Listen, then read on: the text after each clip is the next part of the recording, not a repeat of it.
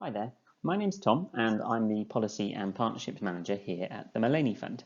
And today I'm going to deliver a short talk on the topic of student disengagement in relation to the Mullany e-mentoring project.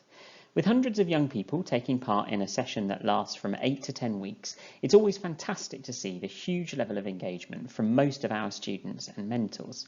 However, with that many students for that long a period, it's perfectly normal that a minority of our mentors will sometimes see a certain level of disengagement. In some cases, students are reluctant to get stuck in right from the start and need quite a lot of encouragement from the get-go, whereas others engage well initially, but then, due to any number of reasons, they start to require a little prompting to respond. Today's talk, which should last around 15 minutes, won't provide a simple solution, but it will, I hope, provide mentors with some useful advice on how they might attempt to promote interaction with some of our less engaged students. Okay. So let's take a look at engagement generally.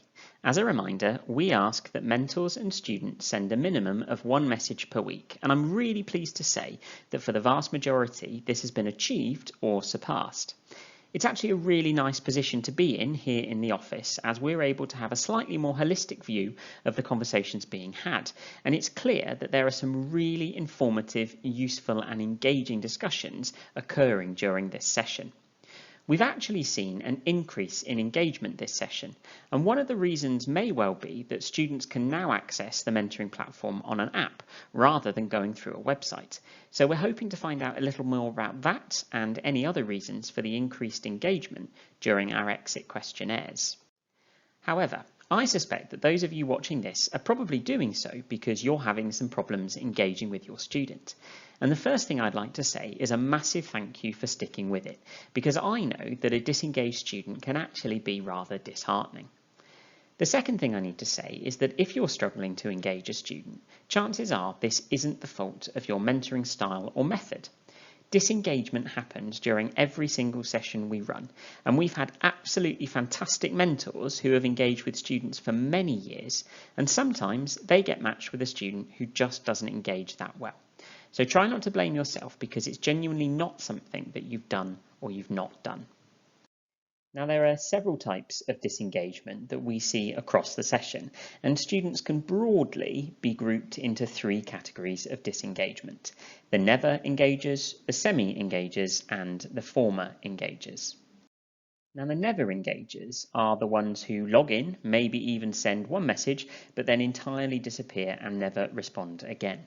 My colleague Shoned works closely with school staff in order to identify these students and provide as much encouragement as possible for them to log in and start sending messages. Sometimes this happens, but sometimes it doesn't. And now that we're halfway through the session, if you've got a student who hasn't sent you a message yet, then it's highly unlikely at this stage that they will. It's really unfortunate that this happens, and I really do hope that it doesn't discourage anyone in that situation from mentoring again next session. But ultimately, at this point, it's probably worth sending a final message, making clear that you are here if they have any other questions for the remainder of the session. But that's pretty much all that we can do with those students who just haven't engaged up to this point. So let's move on to the semi-engagers. Now, these are the students who just about manage to send one message a week, but they're often one-line responses to your carefully crafted messages. I've actually had one of these students myself this session, and so I know that it can be a little frustrating. This is a pretty common problem, and there are definitely ways to try to prompt deeper engagement. But with these students, it's also important to remember that they are still benefiting greatly from the information and insight that you are providing them. And it may simply be that they don't have the confidence or communication skills to respond in an equally lengthy manner. So my biggest take-home message for the semi-engaging students is that you shouldn't stop what you're doing, because you are probably having much more of an impact than you possibly realise. And then finally, we have our former engagers. These are students who have, until recently, engaged well with their mentor and the themes of discussion, but have started to either not respond at all or respond with short, delayed messages. This is certainly the most common form of disengagement that you'll see as a mentor, and it becomes more common as we progress through the rest of the session. There are many reasons why students start to engage less as the session continues. This might be because they've received all of the help and advice that they feel they need at this stage. Although we do ask them to let you know if this is the case, sometimes obviously they don't do that. It's also possible that as the term is progressing, their workload is starting to increase and their focus may be turning to mock exams after Christmas or to impending assignment and homework deadlines. So at this point, it seems to me quite understandable that they might focus on that rather than on the mentoring session generally. But there are things that you can do as a mentor to continue to support these students and to ensure that they've received as much encouragement to engage as possible. Firstly, it's important to try to manage your expectations both with the semi and the former engaging students. Our students represent a diverse group of individuals and therefore have a very diverse set of needs and expectations. Some will have confidence issues and will not be used to conversing with adults in professions that they've had little experience of.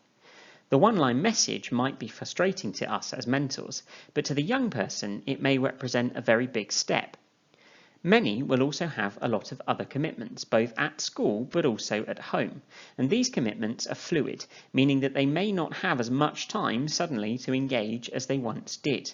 And so there is a degree to which, as mentors, some drop in engagement should be expected. That said, a good way to promote re-engagement is to attempt to at least slightly mirror their approach to communications. A student who sends short messages is much more likely to respond to a shorter message in return. Rather than send a multi-paragraph message, try crafting a line or two with a question that invites a short response back. Although this means you'll send more than the minimum of one message a week, it mimics the instant messaging style that students are familiar with and goes some way to helping engagement. Another technique which can work well if there's been a bit of a gap between messages is to send a short prompt message, reassuring the student that it's fine that they haven't messaged back yet. Sometimes we find that students who have left a gap between responding can feel a little nervous about getting in contact again, so this tactic helps to reassure them that they can re-engage without any issues. I found this one in particular to work really well with my semi-engaging student this year. Also, don't be afraid to go off script if you're finding that the recommended themes aren't working for you and your student. If your student starts to become less engaged with the content of the session, it's perfectly fine to ask them if there's anything else that they would rather focus on. Or if you know from previous weeks that a student seemed most engaged with a particular topic, then it's a great idea to send a short message asking them something about that. Students are much more likely to be engaged around things they find interesting or feel are useful to them. So if you suspect that the theme of the week isn't going to work for your student, by all means try to engage them with something else. For those students who haven't responded to you or sent you a message that week, another way to attempt re-engagement is to ask them something completely unrelated to your previous conversation. If it's, for example, half term, a simple message asking them if they're doing anything interesting with their holiday might prompt a response from the student, who doesn't have to think too hard about how to answer that. One example we saw recently was a mentor asking a student what 3 things they were most happy about that week. It might not work for your student, but it also might be the thing that gets your student talking again. With so many other commitments, it's also easy for students to lose track of what areas of support can be covered during the session. So at this, the midway point, a message listing the remaining weekly themes might serve to re-engage some students. I found it useful to send a quick message to students saying, hey, here's what the Mullany Fund are recommending we speak about for the rest of the session. Is there anything there that you would find really useful to talk about specifically? This kind of message then gives the student a sense of control over what they want to talk about and can encourage them to re-engage with at least some of the rest of the session. And finally, accepting that a student might not want to re-engage is really important, and rather than letting the session fizzle out, if it's really clear that your student just isn't going to engage at all moving forward, then it's best to take the initiative and send a message saying that you hope they found it useful and that you'll be available for the rest of the session if they have any more questions. This gives the student the opportunity to thank you and makes them aware that they can message if they want, but that you're not necessarily expecting them to do so. Occasionally, this lack of expectation can actually prompt students to engage again more than you might imagine. Now, at the Mullany Fund, we're also very focused centrally on promoting engagement, and we take many steps to encourage it wherever possible. Certainly, during the initial few weeks of the session, our project manager will be monitoring engagement and liaising with mentors to ensure that the matching process has worked. Where it hasn't, and where a better match might promote more engagement, we will often try to rematch mentors and students if necessary. Additionally, my colleague Sinead works hard to monitor engagement and liaises with school staff on a weekly basis when she identifies students who are not engaging well. Sometimes we'll send a message to them directly, but we often find a prompt from a teacher who knows them best will go a long way in encouraging that student to engage more.